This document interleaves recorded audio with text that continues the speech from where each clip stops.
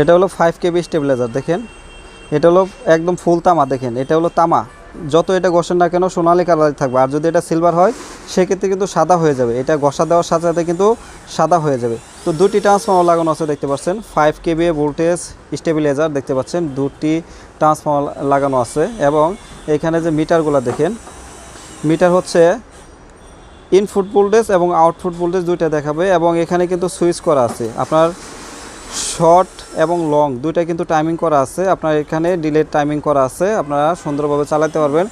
120 volt থেকে 280 volt পর্যন্ত এটা কন্ট্রোলিং করবে। 120 ভোল্ট থেকে 280 ভোল্ট পর্যন্ত এটা কন্ট্রোলিং করবে। দেখতে পাচ্ছেন 5 কেবিএ ভোল্টেজ স্টেবিলাইজার। এটা হলো 5 কেবি স্টেবিলাইজার, দেন এবিএস 5 কেবি। 5 কেবি 10 কেবি স্টেবিলাইজারগুলো এভাবে বক্স করা থাকে, দেখতে পাচ্ছেন সরাসরি চায়না